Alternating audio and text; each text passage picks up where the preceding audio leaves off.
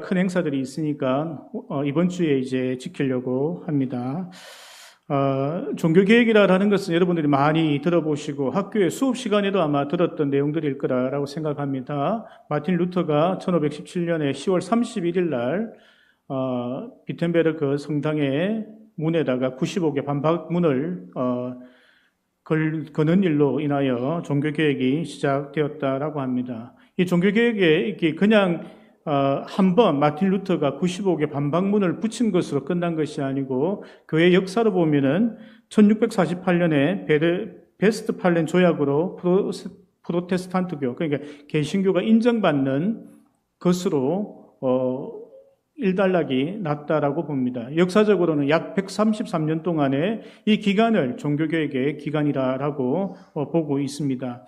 그만큼 종교개혁이 쉽게 한 번에 완성된 것이 아니라 정치적으로, 사회적으로, 종교적으로 개혁의 대상들이 많았다라는 것, 또 개혁을 시작하고 나니까 이것뿐만 아니라 95개뿐만 아니라 많은 개혁할 또 변화되어야 될 것들이 있다라는 것을 알게 되었고 개혁이 오랜 시간 동안 이루어졌다라는 것입니다. 이 개혁이 133년 동안 이 개혁이 일어나는 동안에 이 개혁을 주도했던 목회자들, 신학자들이 이 개혁에서 가장 중요한 것을 한 문장으로 정리했는데 그것이 무엇인가 하면 개혁된 교회와 성도는 계속 개혁되어야 한다는 것이었습니다. 우리가 개혁되었다, 우리가 개신교 성도가 되었다라는 것은 앞으로도 계속적으로 내 인생은 변화되고 개혁되어야 한다는 것입니다. 그래서 제가 개혁주의 수업을 들을 때 우리 교수님께서 이런 말씀을 하셨어요. 지금 우리는 종교개혁 당시의 학자와 성직자들보다 더 개혁되어 있어야 합니다. 뿐만 아니라 우리는 마틴 루터나 존 칼빈보다 더 개혁주의 또한 개혁된 인생을 살고 있어야 합니다라고 교수님이 이야기하는 걸 들었습니다. 그만큼 이 개혁이라는 것은 그 시대에 한 번으로 끝난 것이 아니고 지금까지 우리는 계속 개혁되어지고 있어야 한다는 것을 이야기한다는 것입니다. 우리가 3.1절이라든지 광복절을 지킬 때 어떻습니까? 옛날에 일어났던 그 사건에 대하여 기념하고 기억하기 위하여 우리가 그 날을 지킵니다. 하지만 종교개혁주의를 지키는 것은 단순히 마틴 루터에 의하여 우리가 이러한 개신교가 생겼다 혹은 존 칼빈에 의하여 장로교가 태생되었다라는 것을 기념하는 것이 아니라 우리 자신이 지금도 변화되고 있는지 성숙하고 있는지 성장하고 있는지를 한 번 더 점검하는 시간으로 우리는 삼아야 될 줄로 생각되어집니다. 그러므로 오늘 설교 제목을 이제 개혁의 시작과 마무리라고 합니다. 그 마무리는 1600년도에 일어난 것이 아니라 지금도 아직도 마무리되어지지 않고 계속 이어지고 있어야 한다는 의미에서 오늘 설교 제목을 개혁의 시작과 마무리라고 정하게 되었습니다. 이 종교개혁을 역사적으로 우리가 한번 먼저 살펴보려고 하는데 역사적으로 굉장히 의미가 있습니다. 왜냐하면 우리가 그 역사를 반복해서 답습하지 말아야 하고 그 역사 속에 일어났던 하나님의 놀라운 은혜들을 우리가 보기 위하여 종교개혁의 역사를 좀 살펴보려고 합니다. 루터가 종교개혁을 일으킬 때에 그때 당시에 중세 가톨릭은 굉장히 성적으로 문란하고 물질적으로 타락된 그러한 시대를 보내고 있었습니다. 사생아가 있는 교황이 생기기도 하고 동성연애를 하는 교황들도 생겨나기도 하고 성직자들이 바람을 피기도 하고 그러한 일들이 비일비재했던 시대였습니다. 뿐만 아니라 물질적으로도 교회가 풍성하고 어떠한 방법을 다하여서도 헌금을 거두려고 하는 그 시대였습니다. 우리가 유럽 여행을 가면은 화려한 성당들 많죠? 그것이 성도들의 고열을 짜서 지은 것입니다. 하나님께서 한 번도 성당을 지으라고 한 적도 없고 하나님께서 한 번도 이렇게 화려하게 지으라고 하신 말씀을 한 적도 없는데 신부들이 어떠한 방법을 통해서라도 돈을 거두어서 아름다운 성전과 그 성전을 장식하는 일들을 하였다라는 것입니다. 그것을 마틴 루터는 잘못된 것이라고 지적하고 종교개혁을 시작했습니다.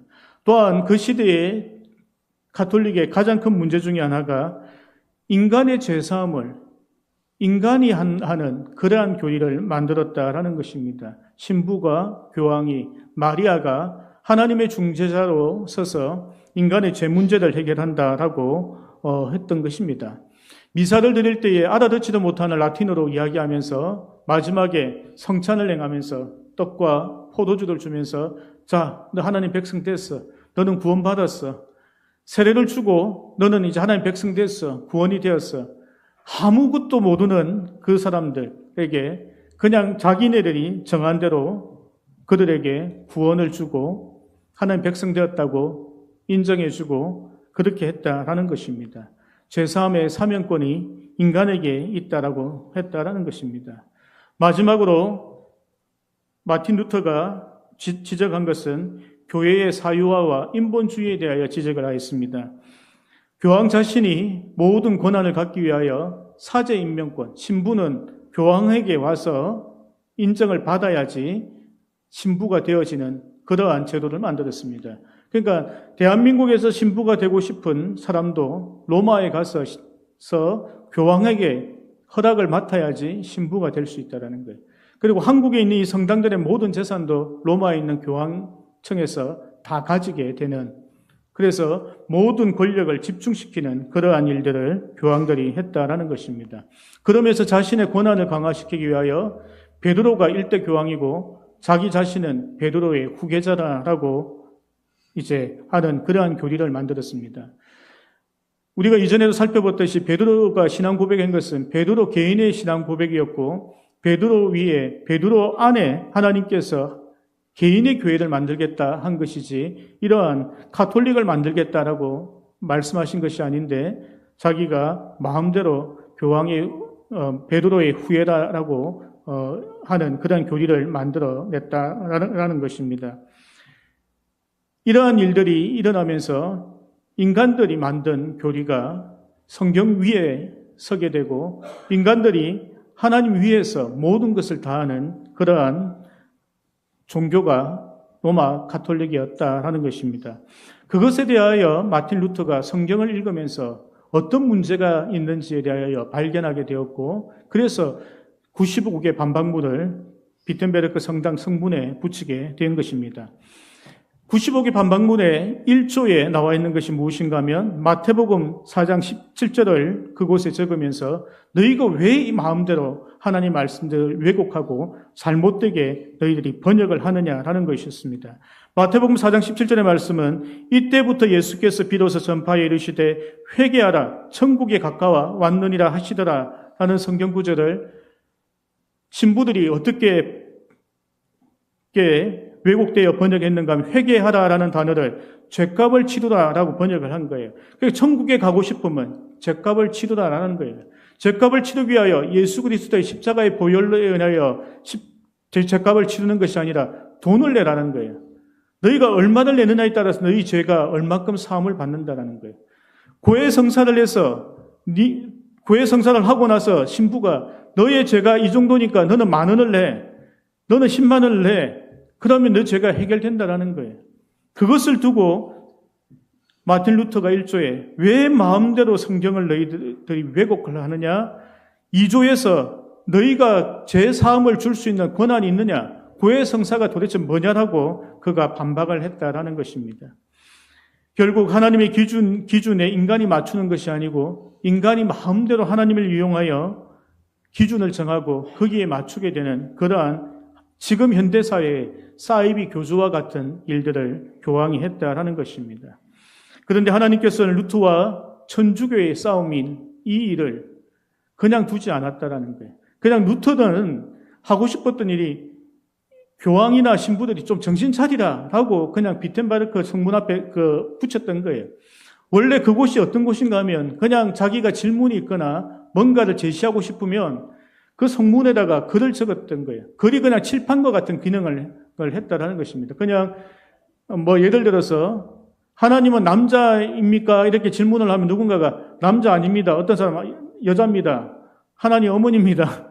자기 마음대로 글을 적는 거예요. 그래서 그 질문을 하고 그 질문에 대답을 하는 것이 그냥 그때의 관리였기 때문에 그 성당 문에다가 그냥 부착을 한 거예요.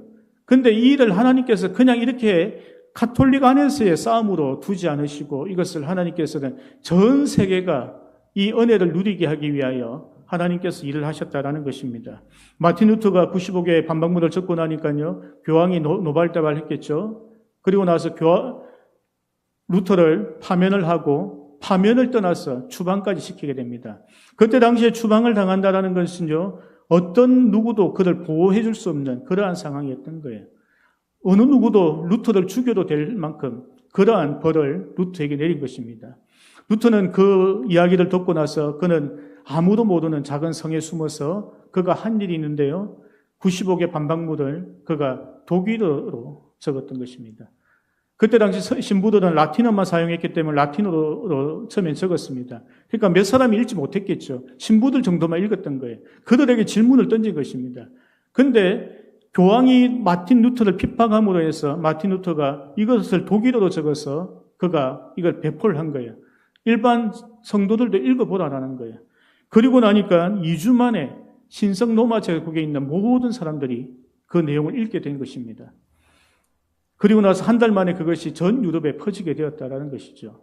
근데 마틴 루터는 계속적으로 그는 도망자의 신세이기 때문에 골방에 숨어서 라틴어 성경을 독일어로 번역하였습니다. 무려 1년 동안 그것을 번역하게 되었는데 그것으로 인하여 전 유럽에 있는 사람들이 성도들이 성경이라는 걸 처음 읽어본 거예요. 근데 마틴 루터뿐만 아니라 그 시대의 대부분의 신부들은 라틴어 성경도 읽어본 적이 없어요. 왜냐하면 성경 한 권의 가격이 노동자 20년 동안 일을 해야 되는 그 가치였기 때문입니다. 그러니까 그때 당시에 환율로 하면 500굴덴이라는 돈이었다고 합니다. 한 권의 성경이 500굴덴이라 하면 노동자가 20년 동안 일을 해야지 한 권을 사는 거예요. 그러니까 대부분의 성당에는 성경이 없었던 거예요. 그냥 신부들이 어디 주워 들은 이야기를 그냥 막 미사 때 그냥 강론을 했던 것입니다. 그런데 하나님께서는 놀랍게 준비하신 것이 하나 있는데 그동안 목판 인쇄로 인쇄를 하던 시대를 금속 활자로 인쇄하는 시대로 하나님께서 바꿔두었다라는 것입니다. 마틴 루터가 종교개혁하기 한 100년 전쯤에 유럽에서 금속 활자로 책을 인쇄하게 되었던 거예요. 마틴 루터가 처음 번역하고 난 그 독일어 성경을 금속 활자로 그것을 인쇄를 해 3,000부를 먼저 인쇄를 하게 되었습니다. 그때 그렇게 인쇄하고 나니까 성경 가격이 500굴덴에서 1.5굴덴으로 떨어지게 됩니다. 그 말은 5만 원짜리 성경이요 150원 되었다라는 것입니다. 그러니까 많은 사람들이 성경을 사서 그 성경을 읽어보게 되기 시작한 거예요. 그동안은 알아듣지도 못하는 라틴어로 설교하는 걸 듣고 있다가 성경을 읽어보니까 우리가 믿고 있는 것이 잘못된 것을 그가 알게 된 것이죠. 그래서 마틴 루터를 그린 그림이나 마틴 루터를 동상으로 만들면 마틴 루터 손에는 항상 성경이 들려져 있는 거예요. 성경을 중심으로 이 종교개혁이 시작되었다라는 것입니다. 두 번째로 이 종교개혁이 성공하게 되었던 결정적인 이유 중에 하나가 르네상스 인문주의 부흥운동입니다. 그동안은 사람들이 그냥 하는 말 들으면서 그렇구나, 이야기꾼들이 이야기해 주는 거 들으면 아 재밌네 이렇게 하다가 책을 읽기 시작하는 시대가 르네상스 시대였다라는 것이죠. 사람들 책을 읽고 그것을 통하여 학문을 하고 진리를 발견하고 자기가 알고 싶은 지식들을 책을 통하여 발견하기 시작한 그런 시기가 르네상스고 그 시기에 마틴 루터가 성경을 인쇄하기 시작하니까 사람들이 자연스럽게 성경을 사서 읽고 진리를 탐구하기 시작했다라는 것입니다. 그래서 이 종교개혁이 유럽을 강타하게 되었는데 그 시대에 스위스에 있었던 존 칼빈이라는 사람이 95개 반박문과 성경을 읽으면서 이 성경을 해석하기 시작하였습니다. 이 성경이 도대체 우리에게 무슨 말을 하고 있는지, 그래서 1536년에 종교개혁이 시작되고 19년 만에 기독교 강요라는 책을 적었습니다. 그래서 너희가 믿는 것이 이거다. 하나님께서 말씀하시는 게 이거야. 성경에서 이렇게 말씀하고 계시다라는 성경 해설서, 지금 모든 신학의 기초가 되고 있는 기독교 강요를 만들게 되었다라는 것입니다. 그래서 이 종교개혁이 시작해서 19년 동안에 아주 신학적인 토대가 만들어졌죠. 그냥 종교개혁을 시작하고 한 번으로 끝난 것이 아니라는 거예요. 이것이 발전하고 있다라는 것이죠. 퍼져나가고 있다라는 것이죠. 여기서 이제 중요한 일이 또 일어납니다. 이 종교개혁의 물결이 영국으로 건너가서 영어 성경이 번역되게 되고 영국이 가톨릭 국가에서 개신교 국가로 바뀌게 되죠. 그때 중요한 인물이 누군가 하면 엘리자베스 여왕입니다. 그가 개신교를 국교로 정하고 그 엘리자베스 여왕을 통하여 이제 영국이 대영제국이라는 전 세계에 흩어져서 식민지를 건설하고 무역을 하는 나라가 되었죠. 그러면서 전 세계에 기독교가 퍼져나가게 된 것입니다. 이 종교운동은 영국에서만 이루어진 것이 아니고요. 스페인, 네덜란드에서도 이루어졌죠. 그러니까 이 식민지를 건설하기 위하여 흩어졌던 이 나라들이 복음을 들고 전 세계에 선교까지 하게 된 거예요. 그러니까 이 133년이라는 시간들이 그냥 하나님께서 한 번으로 끝내신 것이 아니고 95개 반박문이 성경이 쓰여지게 되고 인쇄기술로 많은 성경이 보급되게 되고 정치의 변화와 사회의 변화를 통하여 이 복음이 세계 선교로까지 이어지게 하는 그러한 놀라운 일들을 하게 하셨다라는 것입니다. 사랑하는 성도 여러분, 이 종교개혁의 시기 133년이 여러분들 어떻게 보아집니까? 저는 이 시기가 인류 역사의 가장 중요한 일 중에 하나였다 생각합니다. 노아의 방주의 사건만큼 중요한 사건이 이 종교개혁이라 생각합니다. 예수님께서 부활하시고 제자들이 복음을 전하여 초대 교회들이 세워졌습니다. 그때는 일부 사람들에게 전도가 되어지고 어떤 지역에 하나의 교회가 세워지는 그 정도의 일이었던 거예요. 그런데 이 종교개혁이 일어나고 나서는 한 나라가 변화되는 거예요. 다른 나라가 또 변화되는 거예요. 여러 나라들에게 수십억 명의 사람들이 하나님의 복음을 듣게 되어졌다는 것입니다. 뿐만 아닙니다. 출애굽 당시에 이런 보십시오. 출애굽이 끝나고 나서 모세가 모세오경을 적고 나서 그 하나님의 말씀들이 제사장들의 손에만 지어졌는데 종교개혁이 끝나고 나서는 모든 성도들 손에 성경이 주어지는 그러한 역사들이 일어났다라는 것입니다. 누구나 하나님을 만날 수 있는 거예요. 요즘에 보면 호텔 가도 다 성경이 있잖아요. 감옥 가도 성경이 있는 걸 봤습니다. 군대 가도 성경이 있어요. 누구나 다 성경을 쉽게 접하고 신앙을 가질 수 있는 그러한 시대로 하나님께서 바꾸어 놓았다라는 것입니다. 사랑하는 성도 여러분, 하나님께서 이 종교개혁이라는 이 놀라운 역사를 통하여 모든 인류에게 하나님의 말씀인 성경을 손에다 주었다라는 것입니다. 여러분들 다 성경 있으시죠? 없으시면 교회 거라도 가져가세요. 괜찮습니다. 그것을 읽고 우리 속에도 하나님께서 말씀하시는 어떻게 하나님의 백성과 하나님의 나라를 세워갈지에 대한 이야기를 우리에게 하고 계시다라는 것을 알아야 한다라는 것입니다.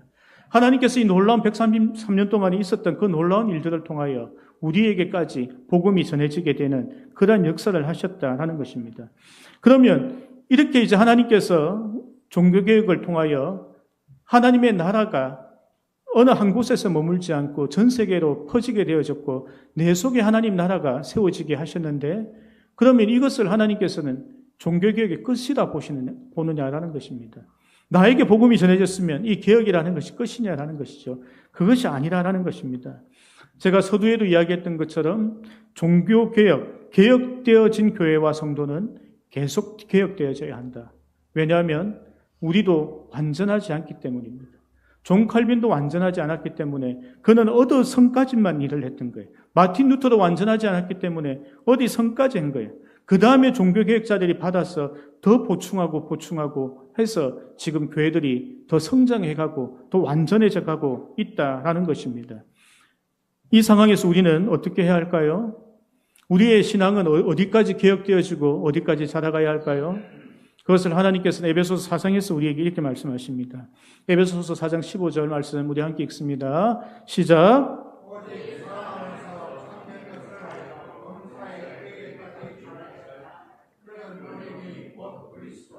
아멘. 우리의 개혁, 우리가 자라가야 될 우리의 신앙의 목표는 예수 그리스도라는 것입니다. 우리 목사님 너무 대단하시니까 우리 목사님 닮아야지 아니라는 거예요. 우리 장로님 대단하시니까 장로님 닮아야지. 일부는 닮으면 돼요. 하지만 그것은 예수 그리스도까지 자라가기 위한 과정인 거예요. 우리 목사님을 닮고 우리 성도님을 닮고 우리 기관장님을 닮고 이 모든 것은 하나의 과정이지 우리의 목표는 여기에서 끝나면 안 된다는 것입니다. 다 이룬 것이 아니라는 거예요. 목사가 되면 다 이룬 것도 아닌 거예요. 내가 공부를 많이 하면 다 이룬 것이 아니라 예수 그리스도만큼 내가 닮아져 있느냐. 그 생각을 하면 오늘 내가 달라져야 하고 내일도 달라져야 한다라는 것입니다. 우리 교회는 어떻습니까? 우리 교회도 예수 그리스도의 믿음의 장성한 분량까지 자라가고 닮아가야 한다는 것입니다. 그럼 우리 교회가 예수 그리스도를 닮아간다는 건 무엇입니까? 내가 먼저 예수 그리스도를 닮아가면 되는 거예요. 그럼 우리 교회가 모두가 그렇게 닮아갈 수 있다는 것입니다. 우리가 축구대표팀을 뽑아서 월드컵에 나간다고 생각해 봅시다. 누구를 대표팀으로 뽑습니까? 그 포지션에서 축구를 최고 잘하는 사람은 없죠. 지연, 학연, 혹은 감독님에게 뇌물 주는 사람, 이런 사람들 뽑지 않죠. 그 포지션에서 공격수는 공격을 가장 잘하는 사람, 골키퍼는 골키퍼를 가장 잘하는 사람을 뽑아서 묶어놓으면 가장 좋은 국가대표팀이 되는 거예요. 월드컵에서 우승을 못하더라도 그래도 우리의 최선이 그것이 되는 것이죠. 마찬가지라는 것입니다. 우리 교회가 하나님 보시기에 정말 아름다운 교회, 기뻐하시는 교회가 되려고 하면 내 자신이 그렇게 되어져서 하나님 앞에 서야 한다는 것입니다. 그러한 성도들이 모여졌을 때에 우리 교회가 하나님 보시기에 그러한 교회가 되어진다는 것입니다. 그렇기 때문에 사도 바울이 에베소서 4장에서 그렇게만 이야기한 것이 아니고 교회들을 향하여도 또 말씀을 하시는데 11절, 12절 말씀 우리 함께 봅니다. 읽습니다. 없습니까? 11절, 제가 읽어드릴게요. 에베소서 4장 11절, 12절입니다. 그가 어떤 사람은 사도로, 어떤 사람은 선지자로, 어떤 사람은 복음 전하는 자로, 어떤 사람은 목사와 교사로 삼으셨으니 이는 성도를 온전케 하여 봉사의 일을 하게 하며 그리스도의 몸을 세우려 하심이라. 아멘. 사도 바울은 지역교회를 온전케 하기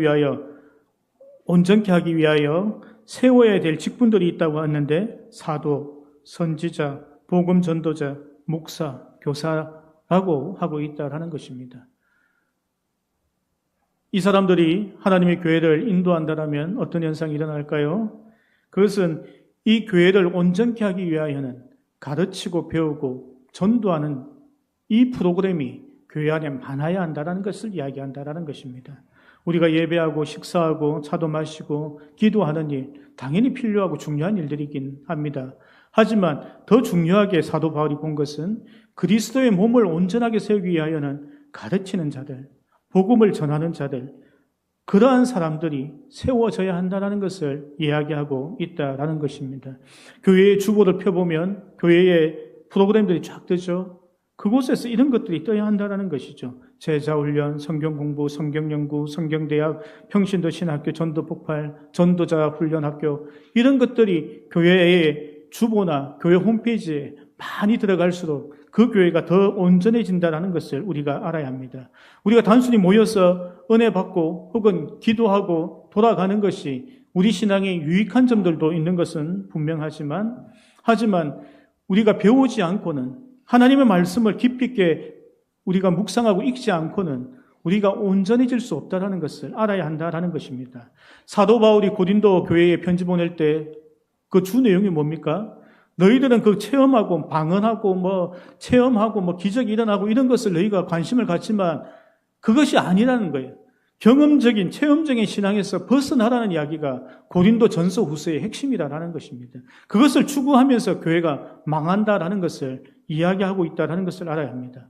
그러면서 에베소서 4장 13절 14절 말씀에 계속해서 보면 우리가 다 하나님의 아들을 믿는 것과 아는 일에 하나가 되어 온전한 사람을 이루어 그리스도의 장성한 분량이 충만한 데까지 이르리니 이는 우리가 이제부터 어린아이가 되지 아니하여 사람의 속임수와 간사한 유혹에 빠져 온갖 교훈의 풍조에 밀려 요동하지 않게 하려 함이라. 아멘.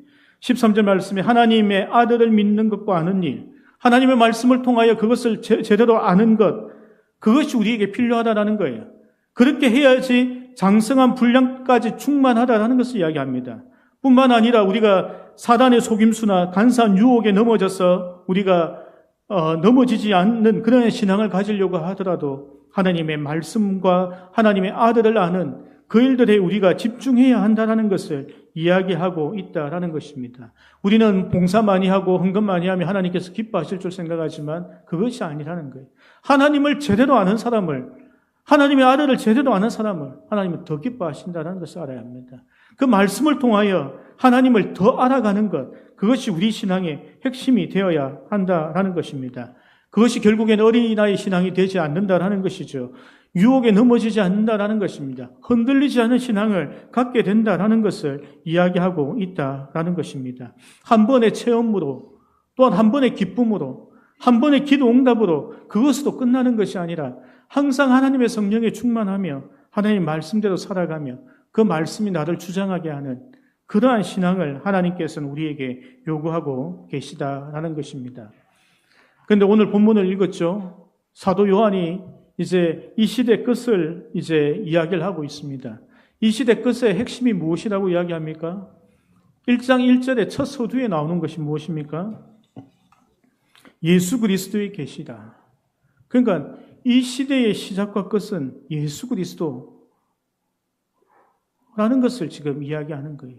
그러니까 알파와 오메가 되신 예수 그리스도라고 우리가 말하는 것입니다. 그럼 그 예수 그리스도를 믿는 우리가 예수 그리스도를 제대로 알게 되었을 때 하나님께서는 우리에게 어떠한 모습을 가지라고 오늘 말씀하고 있는지 우리 보려고 합니다. 오늘 본문의 4절 말씀을 보면요. 요한이 아시아에 있는 7교회에 편지했다라고 이야기합니다. 그럼 누구한테 편지한 겁니까? 말세를 살고 있는 우리 교회들에게 읽으라고 하나님께서 우리에게 남겨주신 거예요. 그러면 우리가 그 성경을 읽을 때 우리가 무엇에 집중을 해야 합니까? 5절 말씀을 보면 하반절에 보면요. 우리를 사랑하사 그의 피로 우리 죄에서 우리를 해방하시고 예수 그리스도의 피로 우리가 죄에서 해방이 되었다라는 거예요. 그러니까 예수 그리스도의 피가 우리에게 있어 죄 문제가 해결된 것을 우리가 믿음으로 우리가 받고 살아가라는 거죠. 다 그것을 믿으시죠?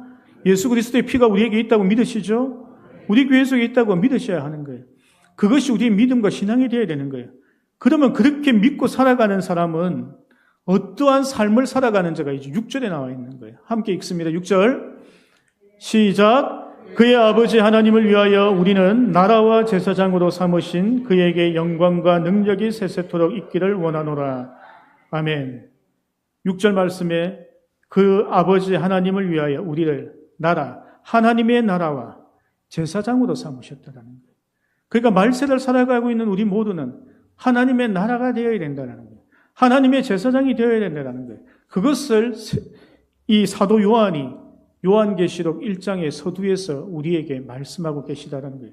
교회에 있는 성도들에게 그것을 명심하라고 하는 것입니다. 하나님의 나라가 우리 속에서 이루어져야 한다는 것입니다. 우리가 제사장 직분의 사명을 잘 감당하는 그러한 삶을 살고 있으라는 거예요. 우리가 믿음의 장성한 분량까지 자라가면서 우리의 삶을 보니까 너희들은 하나님 나라고 하나님의 제사장이구나 라는 것을 사도 요한이 이야기하고 있다는 것입니다. 우리가 이것을 놓쳐버리면요, 교회주의에 빠집니다. 형식주의에 빠집니다. 전통주의에 빠집니다. 중세시대 그 개혁되어야 됐던 가톨릭 교회처럼 그렇게 되어지는 거예요. 교회에 그냥 들랑달랑 목사님이 시키는 거 하면 세례 받았으니까 천국 가는갑다. 입으로 시인하라니까 예, 예수님이 있습니다.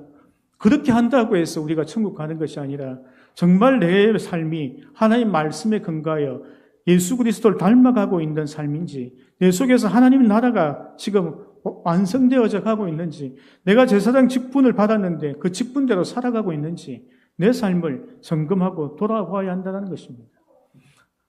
사도 요한이 요한계시록을 적은 이유가 뭡니까? 예수 그리스도께 다시 오시면은 너희 모두가 예수 그리스도의 심판대 앞에 설 거라는 거예요.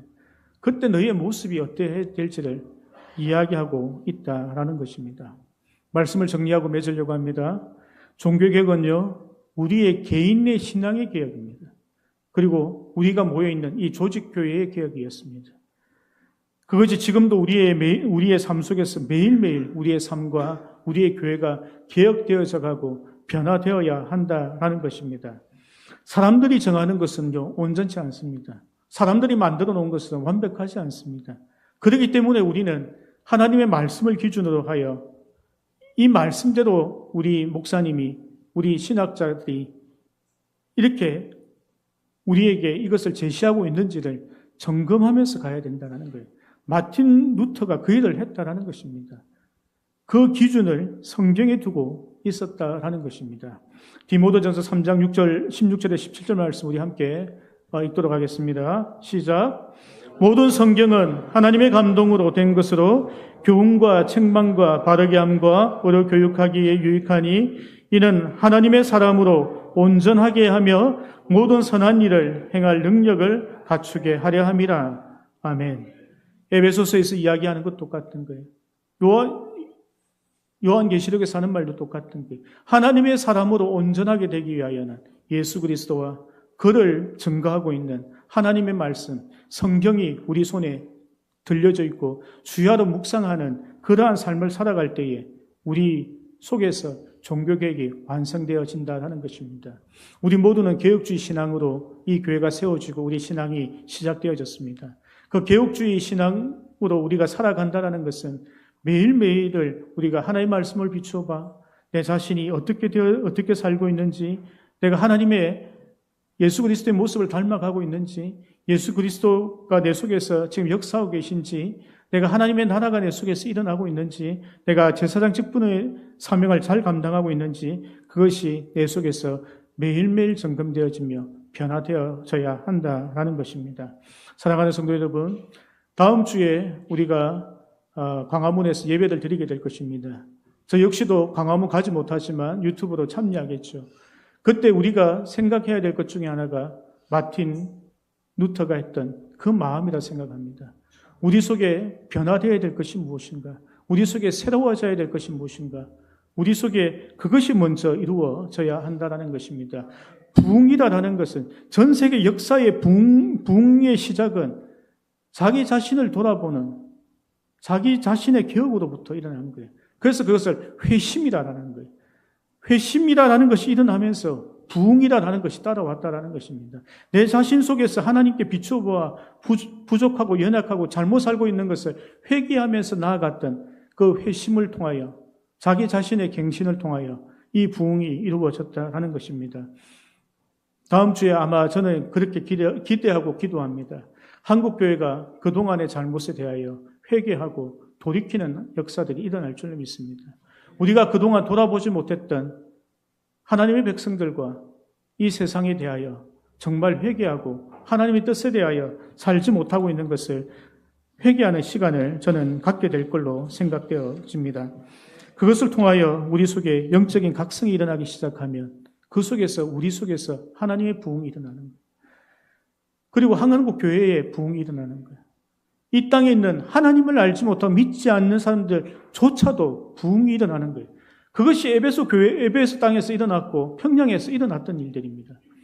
미국의 펜사콜라에서 그런 일이 일어났고 웨슬리 부흥 운동으로 영국이 나라가 뒤집어졌던 일들이 있었던 것입니다. 그것은 신앙 좋은 사람들끼리 모여서 기도했기 때문에 된 것이 아니라 누군가의 그 회심하는 대각성 운동을 통하여 일어났던 놀라운 일들이 이렇게 종교개혁으로 이어지고 우리 교회가 탄생하고 내 자신의 신앙이 탄생된 것입니다. 이 시간에 우리가 종교개혁 주간을 통하여 우리가 생각해야 될 것이 내 자신을 다시 한 번 더 돌아보는 거예요. 나의 신앙을 돌아보는 거예요. 정말 내가 하나님 뜻에 합당한가? 그렇게 내가 생각하고 살아가고 있는가? 내 속에서 하나님 나라가 일어나고 있는가? 내 속에서 영적 대각성 운동이 일어날 때에 그때부터 내 인생에 다시 한 번 더 종교개혁이 일어날 것입니다. 그리고 나면 우리가 하나님의 나라와 그 의가 우리를 통해서 이 땅에 이루어질 줄로 믿습니다. 우리 함께 기도합니다. 이 시간에 기도할 때 하나님께서 우리를 회복시켜달라고